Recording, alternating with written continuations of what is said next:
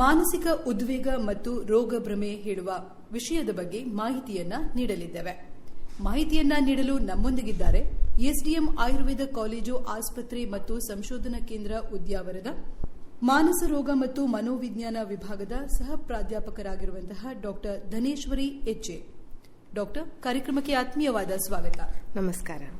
ಮಾನಸಿಕ ಉದ್ವೇಗ, ರೋಗ ಭ್ರಮೆ ಅಂದ್ರೆ ಏನು ಅಂತ ಹೇಳುವುದನ್ನ ನಮ್ಮ ಕೇಳುಗರಿಗೆ ಹೇಳ್ಬೋದಾ? ಇತ್ತೀಚಿನ ಕಾಲದಲ್ಲಿ ಇದರ ಬಗ್ಗೆ ತಿಳ್ಕೊಳ್ಳೋದು ತುಂಬಾ ಅನಿವಾರ್ಯವಾಗಿದೆ. ಅಂದ್ರೆ ಎಲ್ಲಿ ಹೋದ್ರೂ ಕೂಡ ಮಾನಸಿಕ ಒತ್ತಡ, ಮಾನಸಿಕ ಉದ್ವೇಗ ಇದರ ಬಗ್ಗೆನೇ ಚರ್ಚೆ ಆಗ್ತಾ ಉಂಟು. ಎಲ್ಲರೂ ಕೂಡ ಒದ್ದಾಡ್ತಾ ಇದ್ದಾರೆ. ಸಾಧಾರಣವಾಗಿ ಎಲ್ಲರೂ ಹೇಳ್ತಾರೆ ನನಗೆ ಆಂಗ್ಸೈಟಿ ಉಂಟು ಅಂತ. ಮಾನಸಿಕ ಉದ್ವೇಗ ಎಂದ್ರೆ ವ್ಯಕ್ತಿಯ ಮನಸ್ಸಿನಲ್ಲಿ ಉಂಟಾಗುವ ಅತಿಯಾದ ಚಿಂತೆ, ಭಯ, ಒತ್ತಡ. ಈಗ ಉದ್ವೇಗಕ್ಕೆ ಒಳಗಾದ್ರು ಅಂತ ಹೇಳುವಾಗ ಅವರಿಗೆ ಮಾತಾಡಲಿಕ್ಕೆ ಕಷ್ಟ ಆಗುವುದಿರಬಹುದು, ಅಥವಾ ಕೈಕಾಲು ನಡುಗುವುದಿರಬಹುದು, ಬೆವರುವುದಿರಬಹುದು, ಎದೆ ಬಡಿತ ಜಾಸ್ತಿ ಆಗುವುದಿರಬಹುದು, ಅಥವಾ ನಿರ್ದಿಷ್ಟವಾಗಿ ಯೋಚಿಸಲು ವಿಫಲವಾಗುವುದಿರಬಹುದು. ಇಂಥದ್ದೆಲ್ಲ ಸಮಸ್ಯೆಗಳು ಕಾಣಿಸಿಕೊಳ್ತದೆ. ಇದು ಎಲ್ಲಾ ವಯೋವರ್ಗದವರಲ್ಲಿ ಕಾಣಿಸುತ್ತದೆ. ಇದಕ್ಕೆ UKG ಮಗು ಅಂತಲ್ಲ, LKG ಮಗು ಅಂತಲ್ಲ, PhD ಮಾಡುವವರಂತಲ್ಲ, ಪ್ರೊಫೆಸರ್ಸ್ ಅಂತಲ್ಲ, ಎಲ್ಲರಲ್ಲಿ ಕೂಡ ಇಂತಹ ಉದ್ವೇಗ ಒಂದಲ್ಲ ಒಂದು ಜೀವನದ ಘಟ್ಟದಲ್ಲಿ ಬಂದೇ ಬರ್ತದೆ. ಇದು ಎಲ್ಲಾ ವಯೋವರ್ಗದವರಲ್ಲಿ ಕಾಣಿಸುತ್ತದೆ. ಮಾನಸಿಕ ಒತ್ತಡ ಮತ್ತೆ ಮಾನಸಿಕ ಉದ್ವೇಗ, ರೋಗಭ್ರಮೆ ಈ ಎಲ್ಲ ಪದಗಳು ಒಂದಕ್ಕೊಂದು ಕನೆಕ್ಷನ್ ಹೊಂದಿದೆ. ಅದರ ಮಧ್ಯೆಯಲ್ಲಿ ಸಂಬಂಧ ಇದೆ. ಮಾನಸಿಕ ಒತ್ತಡವು ಎಲ್ಲರನ್ನು ಕಾಣುವ ಸರ್ವೇ ಸಾಮಾನ್ಯ ಸಮಸ್ಯೆ ಆಗಿದೆ. ಒತ್ತಡದಲ್ಲಿ ಒಳ್ಳೆಯ ಒತ್ತಡ ಅಂತ ಹೇಳ್ತೇವೆ, ಸಕಾರಾತ್ಮಕ ಒತ್ತಡ ಅಂತ ಹೇಳ್ತೇವೆ, ಇನ್ನು ಕೆಟ್ಟ ಒತ್ತಡ, ನಕಾರಾತ್ಮಕ ಒತ್ತಡ ಅಂತ ಹೇಳ್ತೇವೆ. ಉದಾಹರಣೆಗೆ ನಾವು ಹೇಳುತ್ತಿದ್ರೆ, ಒಂದು ನೋಟಿಸ್ ಬೋರ್ಡಲ್ಲಿ ಪರೀಕ್ಷೆಯದು ನೋಟಿಸ್ ಹಾಕ್ತಾರೆ ಒಂದು ಸ್ಕೂಲಲ್ಲಿ. ಆವಾಗ ಒಂದು ಮಗು ನೋಡ್ತದೆ, ಅದು ನೋಡ್ಬಿಟ್ಟು ನನಗೆ ಎಕ್ಸಾಮ್ ಇದೆ ಅಂದ್ರೆ ಪ್ರತಿದಿನ ಓದುವ ಮಗು ಇರಬಹುದು, ಓದದೇ ಇರುವ ಮಗು ಇರಬಹುದು. ಆ ನೋಟಿಸ್ ನೋಡಿದ ಕೂಡಲೇ ಅದರ ಮನಸ್ಸಿನಲ್ಲಿ ಏನೋ ಒಂದು ಒತ್ತಡ ಬರ್ತದೆ. ಅಂತಹ ಒಂದು ಒತ್ತಡ ಅಂದ್ರೆ ಎಷ್ಟು ಬೇಕು ಅಷ್ಟು ರೀತಿಯ ಒತ್ತಡ ಅದರ ಸಾಧನೆಗೆ ಫಲಕಾರಿಯಾಗ್ತದೆ. ಅದೇ ಆ ನೋಟಿಸ್ ನೋಡ್ತದೆ, ನೋಟಿಸ್ ನೋಡ್ಬಿಟ್ಟು ಇರ್ಲಿ ನಾನಿವತ್ತು ಆಟ ಆಡ್ತೇನೆ, ಅದು ಮಾಡ್ತೇನೆ, ಇದು ಮಾಡ್ತೇನೆ, ಟೈಮ್ ವೇಸ್ಟ್ ಮಾಡ್ತದೆ. ಅಂದ್ರೆ ಆ ಮಗುವಿಗೆ ತನ್ನಲ್ಲಿ ಸಕಾರಾತ್ಮಕ ಒತ್ತಡ ಬರದ ಹೊರತು ಅದು ಕಾರ್ಯದಲ್ಲಿ ಪ್ರಗತಿಯನ್ನು ಹೊಂದುವುದಿಲ್ಲ. ಇನ್ನು ಕೆಟ್ಟ ಒತ್ತಡ ಅಂತ ಇರ್ತದೆ. ಕೆಲವರು ತುಂಬಾ ಗೋಲ್ಡ್ ಮೆಡಲ್ ಪಡೆಯುವ ರೇಂಜಿಗೆ ಓದುವವರು ಇರ್ತಾರೆ. ಆದರೆ ಏನಾಗುತ್ತೆ, ಒತ್ತಡಕ್ಕೆ ಒಳಗಾಗ್ತಾರೆ. ನನಗೆ ಫಲಿತಾಂಶದ ಬಗ್ಗೆ ಏನು ಬರುತ್ತೆ ಏನೋ, ನನ್ನ ಹೆತ್ತವರು ನನ್ನಿಂದ ತುಂಬಾ ನಿರೀಕ್ಷೆ ಮಾಡ್ತಾ ಇದ್ದಾರೆ, ನಮ್ಮ ಮನೆಯಲ್ಲಿ ಫೈನಾನ್ಷಿಯಲ್ ಪ್ರಾಬ್ಲಮ್ ಉಂಟು, ಆರ್ಥಿಕ ಸಮಸ್ಯೆ ಇದೆ, ಬೇರೆ ಎಲ್ಲ ಸಮಸ್ಯೆ ಇದೆ, ನಾನಲ್ಲದಿದ್ರೆ ಬೇರೆ ಯಾರು ಈ ಸಮಸ್ಯೆಯನ್ನು ಪರಿಹಾರ ಮಾಡಲಿಕ್ಕೆ ಆಗೋದಿಲ್ಲ ಅಂತ ಹೇಳುವಾಗ ಅದರ ಮೇಲೆ ಒತ್ತಡ ಬರ್ತದೆ. ಅಂದ್ರೆ ಒಳ್ಳೆ ಓದುವ ಮಗು ಕೂಡ ಒತ್ತಡಕ್ಕೆ ಒಳಗಾಗಿ ಅದು ಕೂಡ ನಕಾರಾತ್ಮಕ ಒತ್ತಡವೇ. ಹಾಗೆ ಎಷ್ಟು ಪ್ರಮಾಣದಲ್ಲಿ ಒತ್ತಡ ಇರಬೇಕು ಅಷ್ಟು ಇದ್ರೆ ಮಾತ್ರ ಜೀವನದಲ್ಲಿ ಸಾಧನೆ ಮಾಡಲಿಕ್ಕೆ ಆಗ್ತದೆ. ಈ ಒತ್ತಡ ಬಂದ ಕೂಡಲೇ ಆತ್ಮವಿಶ್ವಾಸದ ಕೊರತೆ ಆಗ್ತದೆ, ಅಥವಾ ನಿರೀಕ್ಷಿತ ಫಲಿತಾಂಶ ಬರುವುದಿಲ್ಲ ಎನ್ನುವ ಗಾಬರಿಯಿಂದ ಸಮಸ್ಯೆಗಳು ಉಂಟಾಗ್ತದೆ. ಸಾಧಾರಣವಾಗಿ ಇದು ಫಲಿತಾಂಶದ ಬಗ್ಗೆ ನಕಾರಾತ್ಮಕವಾಗಿ ಚಿಂತಿಸುವುದರ ಪರಿಣಾಮ. ಇದು ಒಂದು ರೀತಿಯ ಒತ್ತಡ, ಉದ್ವೇಗ. ಇನ್ನೊಂದು ರೀತಿಯಲ್ಲಿ ನೋಡೋದಿದ್ರೆ, ನಾವು ಸಾಧಾರಣ OPDಯಲ್ಲಿ, ಕ್ಲಿನಿಕ್ಸ್ ಅಲ್ಲಿ ನೋಡೋದಿದ್ರೆ ಹೆಚ್ಚಿನವರು ಬರ್ತಾರೆ, ಬಂದ್ಬಿಟ್ಟು ಹೇಳ್ತಾರೆ ನನಗೆ ಆ ಸಮಸ್ಯೆ ಇದೆ, ಈ ಸಮಸ್ಯೆ ಇದೆ, ನಾನು ತುಂಬಾ ಕಡೆ ಹೋದೆ, ನನಗೆ ಏನು ಪರಿಹಾರ ಸಿಗ್ತಾ ಇಲ್ಲ ಅಂತ ಹೇಳುವ ಸಮಸ್ಯೆಗಳು. ಅಂದ್ರೆ ಇದು ಒಂದು ರೋಗ ಭ್ರಮೆ ಅಂದ್ರೆ ನನಗೆ ಈ ಕಾಯಿಲೆ ಇದೆ, ಈ ಲಕ್ಷಣಗಳು ಇದೆ, ನಾನು ಎಲ್ಲ ಕಡೆ ಹೋದೆ, ಪರೀಕ್ಷೆ ಮಾಡಿಸಿದೆ, ಯಾರ ಹತ್ರ ಹೇಳಿದ್ರು ಇದರಲ್ಲಿ ಏನು ತೊಂದರೆ ಇಲ್ಲ ಅಂತಾರೆ, ಆದರೆ ನನ್ನ ಕಾಯಿಲೆ ಲಕ್ಷಣಗಳು ಹಾಗೆ ಇದೆ, ನನಗೆ ಇದಕ್ಕೆ ಪರಿಹಾರ ಬೇಕು ಅಂತ ಚಿಂತೆ ಮಾಡುವವರಿದ್ದಾರೆ. ಇದು ಅಂದ್ರೆ ಅತಿಯಾಗಿ ಆರೋಗ್ಯದ ಬಗ್ಗೆ ಚಿಂತೆ ಮಾಡಿ ಉದ್ವೇಗಕ್ಕೆ ಒಳಗಾಗ್ತಾರೆ.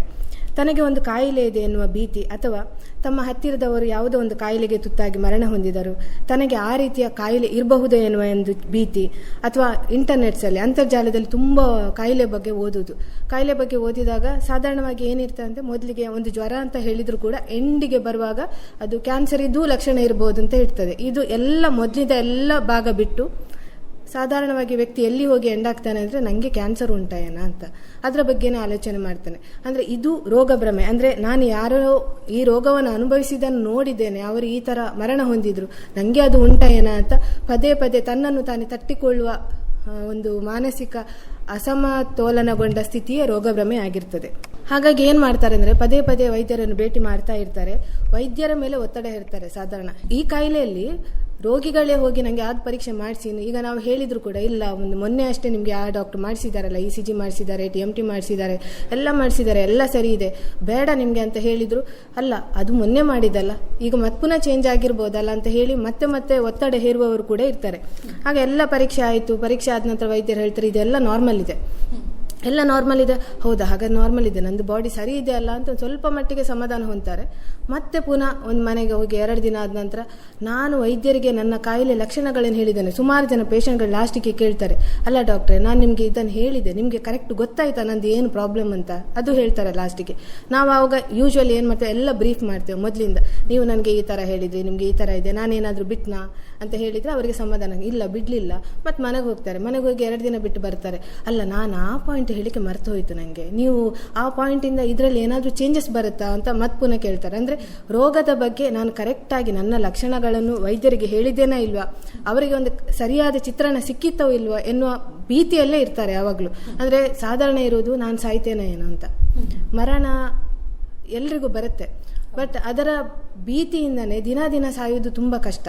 ಕೆಲವೊಮ್ಮೆ ಕ್ಯಾನ್ಸರ್ ಪೇಷಂಟ್ ಇರ್ತಾರೆ, ಅವರದು ಕೆಲವೊಮ್ಮೆ ಇಲ್ಲ ಇದು ತುಂಬ ಕಷ್ಟ ಇದೆ ಅಂತ ಹೇಳುವಾಗಲೂ ಕೆಲವರು ನಾನು ಎಷ್ಟು ದಿನ ಇರ್ತೇನೆ ಅಷ್ಟು ದಿನ ಗಟ್ಟಿಯಾಗಿ ಬದುಕ್ತೇನೆ, ನನ್ನಿಂದಾಗಿ ಬೇರೆಯವರಿಗೆ ಸಮಸ್ಯೆ ಆಗೋದು ಬೇಡ, ನನ್ನ ಇದರಲ್ಲಿ ಎಷ್ಟು ಜೀವಿಸ್ಲಿಕ್ಕಾಗತ್ತೆ ಅಷ್ಟು ಜೀವಿಸ್ತೇನೆ, ನನ್ನ ದೈನಂದಿನ ಚಟುವಟಿಕೆಗಳನ್ನು ಮಾಡ್ತೇನೆ ಅನ್ನುವ ಮನಸ್ಥಿತಿ ಒಬ್ಬರಲ್ಲಿದ್ದರೆ, ಇನ್ನೊಬ್ಬರಲ್ಲಿ ನನಗೆ ರೋಗ ಬಂತಲ್ಲ ಅಂತ ಹೇಳಿ ಅದರಿಂದ ಖಿನ್ನತೆಗೊಳಗಾಗಿ ರೋಗವನ್ನು ಜಾಸ್ತಿ ಮಾಡಿಕೊಳ್ಳುವವರಿದ್ದಾರೆ. ಈ ಕಾಯಿಲೆಯಲ್ಲಿ ಏನಾಗ್ತದೆ ಅಂತ ಹೇಳಿದರೆ, ನನಗೆ ಕಾಯಿಲೆ ಇದೆ, ನನಗೆ ಲಕ್ಷಣಗಳಿದೆ, ಆದರೆ ಡಾಕ್ಟ್ರು ನನಗೆ ಮದ್ದು ಕರೆಕ್ಟಾಗಿ ಕೊಡ್ತಾ ಇಲ್ವ ಏನೋ, ನನಗೆ ಇದರಿಂದ ಹೊರಗೆ ಬರ್ಲಿಕ್ಕೆ ಆಗ್ತಾ ಇಲ್ಲ ಅಂತ ಹೇಳುವ ಭಯ ಇರ್ತದೆ, ರೋಗದ ಭ್ರಮೆ ಇರ್ತದೆ. ಅಂದರೆ ಇದು ತುಂಬ ಅಂದರೆ ಕೇಳಲಿಕ್ಕೆ ಈಸಿ ಅನ್ನಿಸ್ತದೆ, ಬಟ್ ಅವರನ್ನು ಅರ್ಥ ಮಾಡಿಸಿ ಅದರಿಂದ ಹೊರಗೆ ತರುವುದು ದೊಡ್ಡ ಸಾಧನೆ ಆಗ್ತದೆ. ಇದು ಸಾಧಾರಣವಾಗಿ ಎಷ್ಟು ಜನರಲ್ಲಿ ಈ ಒಂದು ಕಾಯಿಲೆಯ ಸಮಸ್ಯೆಗಳು ಕಂಡು ಬರ್ತದೆ ಅಂತ ಹೇಳ್ಬೋದಾ? ಇದು ಸಮೀಕ್ಷೆಯ ಪ್ರಕಾರ 4-6% ಜನರಲ್ಲಿ ಇದು ಕಾಣಿಸ್ತದೆ. ಇದರಲ್ಲಿ ಹೆಂಗಸರು ಗಂಡಸರು ಆ ಥರ ಏನಿಲ್ಲ, ಎಲ್ಲರಲ್ಲೂ ಬರ್ಬೋದು, ಎಲ್ಲರಲ್ಲೂ ಸರ್ವೇ ಸಾಮಾನ್ಯವಾಗಿ ಬರ್ತದೆ.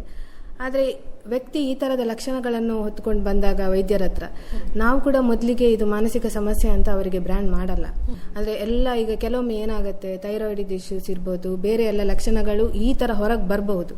ಆವಾಗ ನಾವು ಅದನ್ನೆಲ್ಲ ಅದು ಅಲ್ಲ ಅಂತ ಆದ ನಂತರ ಅದರ ಬಗ್ಗೆ ನಿಖರವಾದ ಪರೀಕ್ಷೆ ಮಾಡಿಸಿ ಇದೆಲ್ಲ ದೈಹಿಕವಾಗಿ ಏನು ಸಮಸ್ಯೆ ಇಲ್ಲ ಅಂತ ಆದಾಗ ಲಾಸ್ಟ್ಗೆ ನಾವು ಈ ಥರ ಇರಬಹುದು ಅಂತ ಹೇಳಿ ಅವರಿಗೆ ಇನ್ನೂ ಸಮಯ ಕೊಟ್ಟು ಅವರ ಜೊತೆ ಮಾತಾಡಿದಾಗ ನಮಗೆ ಎಲ್ಲೋ ಒಂದು ಕಡೆ ಕನೆಕ್ಷನ್ ಸಿಗ್ತದೆ. ಹಿಂದಿದ್ದು ಅವರಲ್ಲಿ ಹಿಂದೆ ಯಾವುದೋ ಒಂದು ಕಾಯಿಲೆ ಬಂದು ಅವರು ಒದ್ದಾಡಿದ್ದಿರ್ಬೋದು, ಅಥವಾ ಅವರ ಫ್ರೆಂಡ್ಸಿಗೆ ಅಥವಾ ಸಂಬಂಧಿಕರಿಗೆ ಕಾಯಿಲೆ ಬಂದು ಅವರಿಗೆ ಏನೋ ಪ್ರಾಬ್ಲಮ್ ಆಗಿದ್ದಿರ್ಬೋದು, ಅಥವಾ ಮರಣ ಹೊಂದಿದ್ದಿರ್ಬೋದು. ಆವಾಗ ಇವರಿಗೆ ಏನಾಗ್ತದೆ, ನನಗೆ ಅದು ಉಂಟೇನ ಹಾಗೆ ನಾವು ಪರೀಕ್ಷೆ ಮಾಡಿಸ್ಕೊಳ್ಳುವ ಅಂತ ಆ ಥರ ಬರ್ತದೆ. ಈ ಸಮಸ್ಯೆ ಎಲ್ಲರಲ್ಲೂ ಬರಬಹುದು, ಬರಬಾರ್ದಂತ ಏನಿಲ್ಲ. ಆದರೆ ನಾವು ನಿಖರವಾಗಿ ನಮ್ಮ ಬಗ್ಗೆ ನಾವು ಇಲ್ಲ ನನಗೆ ಏನಾಗೋದಿಲ್ಲ ಅಂತ ಪಾಸಿಟಿವ್ ಇದ್ದ ಕೂಡಲೇ ಸ್ವಲ್ಪ ಸಮಸ್ಯೆಗಳು ಕಡಿಮೆ ಆಗ್ತಾ ಬರ್ತದೆ.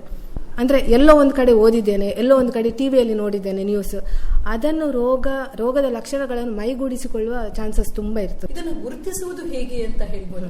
LKG ಮಕ್ಕಳಲ್ಲಿ ಸಾಧಾರಣ ಒತ್ತಡ ಅಂತ ಬರುತ್ತೆ. ಅವರು ಸಾಧಾರಣವಾಗಿ ನನಗೆ ಇಲ್ಲಿ ನೋವು ಅಲ್ಲಿ ನೋವು ಅಂತ ಹೇಳುವಾಗ ಅಲ್ಲಿ ಒಂಥರ ಬೇರೆ ಇರ್ತದೆ. ಸ್ಕೂಲಿಗೆ ಹೋಗುವಾಗ ಹೊಟ್ಟೆ ನೋವು ಬರೋದು, ಸ್ಕೂಲಿಗೆ ಹೋಗುವಾಗ ಇದು ನೋವು ಬರೋದು, ಆ ಥರ ಎಲ್ಲ. ಬಟ್ ಅಂಥವರಲ್ಲಿ ರೋಗ ಭ್ರಮೆ ಆ ವರ್ಗದವರಲ್ಲಿ ಇರುವುದಿಲ್ಲ. ಒತ್ತಡ ಸಾಧಾರಣ ಇರ್ತದೆ, ಬಟ್ ಒಂದು 20-40 ವರ್ಷದವರಲ್ಲಿ ಇದು ಜಾಸ್ತಿ ಇರ್ತದೆ.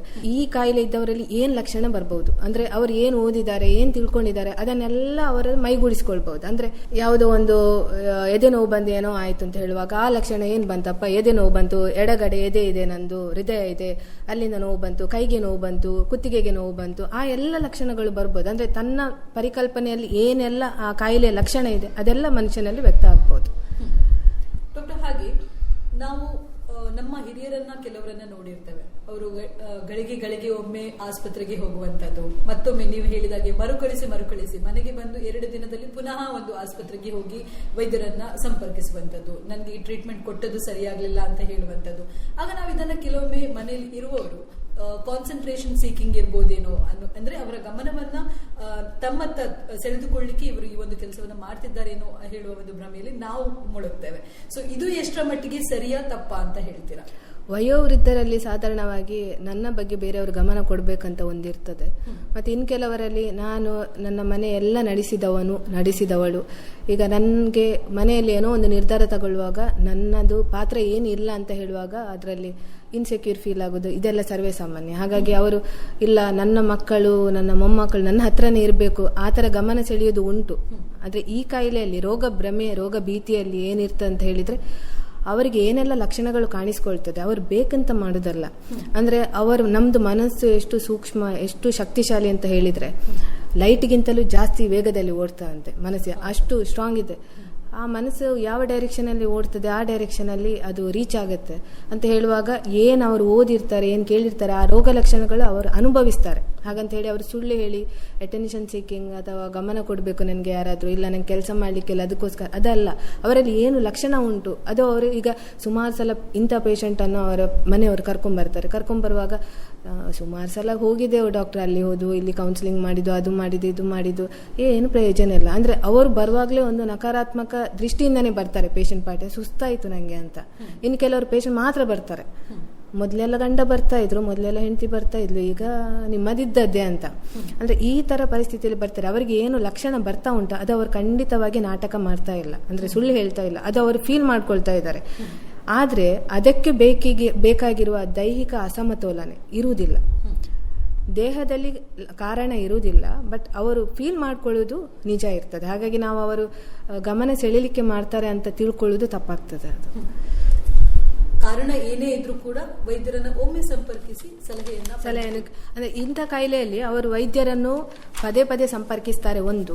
ಮತ್ತೆ ಡಾಕ್ಟರ್ ಶಾಪ್ ಅಂತ ಹೇಳ್ತಾರೆ, ಒಂದು ವೈದ್ಯರನ್ನು ಬಿಟ್ಟು ಮತ್ತೊಬ್ಬರು ಮೇಲ್ಮೇಲೆ ನೋಡುದು. ಅಂದ್ರೆ ನಾನು ಈ ಡಾಕ್ಟರ್ ಹತ್ರ ಹೋದೆ, ಮತ್ತೆ ಕೆಲವೊಮ್ಮೆ ಅವರ ಪದವಿ ಎಲ್ಲ ನೋಡೋದುಂಟು. ಈ ಡಾಕ್ಟರ್ ಸಣ್ಣ ಡಾಕ್ಟರ್, ಈ ಡಾಕ್ಟರ್ ದೊಡ್ಡ ಡಾಕ್ಟರ್, ಇವರ ಹತ್ರ ಆಗಿಲ್ಲ, ಇವರು ಮೋಸ್ಟ್ಲಿ ಅದಕ್ಕೆ ಹೇಳಿದವರೇ ಅಲ್ವಯನ, ನೆಕ್ಸ್ಟ್ ಹೋಗುವ ಅಂತ. ಡಾಕ್ಟರ್, ಈ ಎಲ್ಲ ಒಂದು ಕಾಯಿಲೆಗೆ ಏನಾದ್ರೂ ಪರಿಹಾರ ಅಂತ ಹೇಳಿಕೊಡ್ಲಿಕ್ಕೆ ಸಾಧ್ಯ ಇದೆಯಾ? ಅಂದ್ರೆ ಇಂಥ ಕಾಯಿಲೆಯಲ್ಲಿ ವೈದ್ಯರು ರೋಗಿಗೆ ತುಂಬಾ ಸಮಯ ಕೊಡಬೇಕಾಗ್ತದೆ. ಆಪ್ತ ಸಮಾಲೋಚಕರ ಕೌನ್ಸಿಲಿಂಗ್ ತುಂಬಾ ಅಗತ್ಯ ಆಗ್ತದೆ. ಅಂದ್ರೆ ಎಲ್ಲರಲ್ಲೂ ಒಂದು ಬಿಲೀಫ್ ಸಿಸ್ಟಮ್ ಅಂತ ಇರ್ತದೆ, ನನ್ನದೇ ಒಂದು ನಂಬಿಕೆಯ ಒಂದು ಸಿಸ್ಟಮ್. ಆ ಸಿಸ್ಟಮ್ ಅಲ್ಲಿ ನನ್ನದ ಆಲೋಚನೆಗಳಿರ್ತದೆ, ನನ್ನ ತತ್ವಗಳಿರ್ತದೆ, ನಾನೇ ತಿಳ್ಕೊಂಡ ಕೆಲವು ಪರಿಕಲ್ಪನೆಗಳಿರ್ತದೆ. ಆ ಪರಿಕಲ್ಪನೆ ಸರಿ ಅಲ್ಲ ಅಂತ ನಾವು ಪ್ರೂವ್ ಮಾಡಬೇಕಿದ್ರೆ ಅವರ ಆಲೋಚನೆಗಳು ಚೇಂಜ್ ಆಗಬೇಕು. ಚೇಂಜ್ ಆದ ಕೂಡಲೇ ಬಾಡಿಯಲ್ಲಿ ಆಗುವ ಚೇಂಜಸ್ ಕೂಡ, ಲಕ್ಷಣಗಳು ಕೂಡ ಮಾಯ ಆಗ್ತದೆ. ಬಟ್ ಇದು ತುಂಬಾ ಸಮಯ ತಗೊಳ್ತದೆ. ಮತ್ತೆ ವ್ಯಕ್ತಿಯ ಜೊತೆ ಇರುವವರು ಅವರಿಗೆ ಮಾನಸಿಕ ಸ್ಥೈರ್ಯವನ್ನು ತುಂಬಬೇಕಾಗ್ತದೆ. ಈಗ ನಾವು 1-2 ಗಂಟೆ ಪೇಷಂಟ್ ಹತ್ರ ಮಾತಾಡಿದ್ದು ಅಂದ್ಕೊಳ್ಳುವ, ಇಲ್ಲ ಸರಿ ಆಗ್ತದೆ ಅಂತ ಹೇಳುವಾಗ ಅವ್ರ ಮನೆಗೆ ಹೋಗುವಾಗ ಇದು ಎಷ್ಟು 5ನೇ ಹಾಸ್ಪಿಟಲ್ ನಿಂದು, ಎಷ್ಟು ಸುಮ್ಮನೆ ಅಲ್ಲ, ವೇಸ್ಟ್, ಇದು ಸೇಮ್ ನಿಂದು 2 ದಿನ ಆದ್ಮೇಲೆ ಮತ್ತೆ ಪುನಃ ಹೀಗೆ. ಅಂದ್ರೆ ಅವರಿಗೆ ಫ್ಯಾಮಿಲಿ ಕೌನ್ಸಿಲಿಂಗ್ ಕೂಡ ಮ್ಯಾಟರ್ ಆಗುತ್ತೆ ಇದರಲ್ಲಿ. ಅಂದ್ರೆ ಕುಟುಂಬದವರು, ಅವರ ಜೊತೆ ಇರುವ ಫ್ಯಾಮಿಲಿ ಮೆಂಬರ್ಸ್ ಅವರಿಗೆ ಮನೋಸ್ಥೈರ್ಯವನ್ನು ಖಂಡಿತ ತುಂಬಲೇಬೇಕಾಗ್ತದೆ. ಆವಾಗ ಮಾತ್ರ ಈ ಕಾಯಿಲೆಯಿಂದ ಹೊರಗೆ ಬರ್ಲಿಕ್ಕೆ ಆಗುದು. ಅಂದ್ರೆ ಸಕಾರಾತ್ಮಕವಾದ ಬದಲಾವಣೆ ನಮ್ಮ ದೇಹ ಮನಸ್ಸಿಗೆ ಬಹಳಷ್ಟು ಮುಖ್ಯವಾಗಿರ್ತದೆ. ಇದರಿಂದ ನಾವು ಯಾವುದೇ ಖಿನ್ನತೆಗೆ ಒಳಗಾಗದೆ ಒಳ್ಳೆಯ ಜೀವನವನ್ನ ನಡೆಸಲಿಕ್ಕೆ ಸಾಧ್ಯವಾಗ್ತದೆ ಹೇಳುವ ಒಳ್ಳೆಯ ಮಾಹಿತಿಯನ್ನ ಕೊಟ್ಟಿದ್ದೀರಾ ಡಾಕ್ಟರ್. ಕಾರ್ಯಕ್ರಮದಲ್ಲಿ ಭಾಗವಹಿಸಿ ಮಾನಸಿಕ ಉದ್ವೇಗ, ಒತ್ತಡ ಮತ್ತು ರೋಗ ಭ್ರಮೆಯ ವಿಷಯದಲ್ಲಿ ಮಾಹಿತಿಯನ್ನ ನೀಡಿದ್ದಕ್ಕಾಗಿ ಧನ್ಯವಾದಗಳು. ನಮಸ್ಕಾರ, ಧನ್ಯವಾದ.